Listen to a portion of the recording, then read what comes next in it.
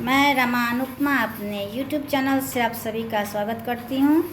मैं अभी एक समदान सुना रही हूँ। अच्छा लगे तो लाइक शेयर कमेंट करना ना भूलें और मेरे चैनल को सब्सक्राइब कर लें।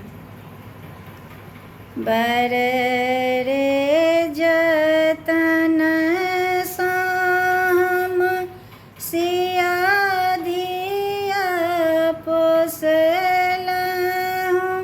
सिया धिया पोसलहूँ, से हो धिया राम ने जाई, से हो धिया राम ने जाई।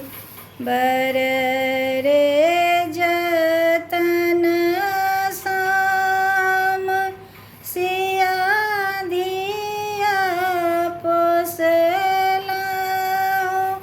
सिया धिया पोसलहूँ, से हो धिया राम ने जाई, से हो धिया राम ने जाई।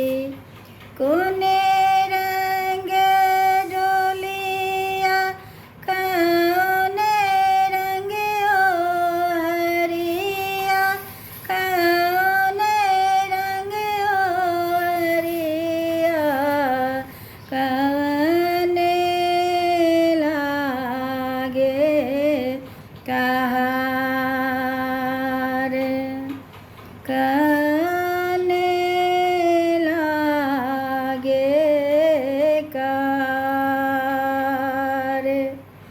लाले रंग डोलिया सबुदे रंग ओ हरिया, सबुदे रंग ओ हरिया, लागी गेलई बत्तीसो कहार,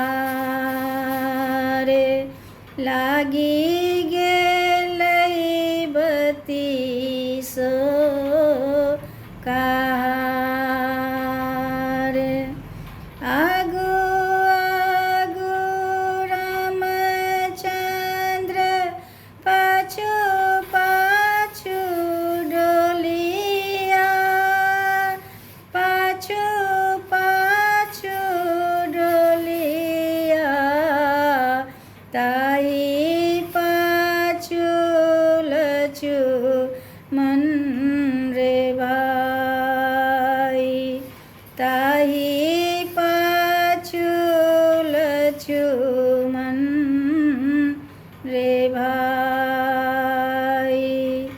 एक कोस गेली सिया, दुई कोस गेली, तेसरे में लगले पियास,